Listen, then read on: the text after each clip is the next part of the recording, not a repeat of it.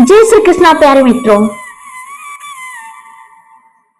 इनकी विजन 1971 को मैं श्रद्धा श्रीमद् भगवद गीता के पंचम अध्याय का कर्म संन्यास योग का सारांश लेकर आपके समक्ष प्रस्तुत हुई हूं।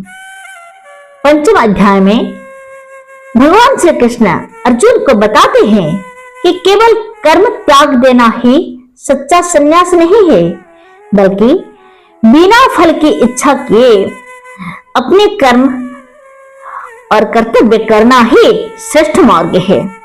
भगवान कहते हैं कि कर्म योग और संन्यास दोनों ही मोक्ष देने वाले हैं, लेकिन कर्म योग अधिक सरल और श्रेष्ठ माना गया है, क्योंकि मनुष्य कर्म करते हुए भी ईश्वर से जुड़ा रह सकता है।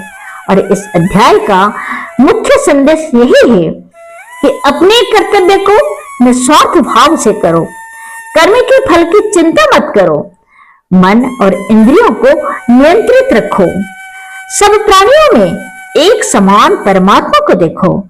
जो व्यक्ति राग द्वेष से मुक्त होकर शांत मन से कर्म करता है, वही संसार में रहते हुए भी बंधन से मुक्त हो जाता है। और ऐसे योगी को आंतरिक शांति और परम आनंद प्राप्त होता है।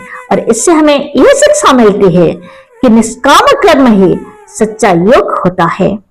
जो व्यक्ति सब में परमात्मा को देखता है, वही असल में ज्ञानी कहलाता है। और मन की शांति से ही परम सुख प्राप्त होता है। भोक्तारं यज्ञतपसां सर्वलोक महेश्वरम सुहृद सर्वभूतात्मा यत्तमां संतुच्छति। अर्थात जो मनुष्य भगवान को समस्त यज्ञ और तप का भोक्ता, सभी लोगों का स्वामी तथा सभी प्राणियों का सच्चा मित्र जान लेता है, वह परम शांति को प्राप्त करता है। जय श्री कृष्ण।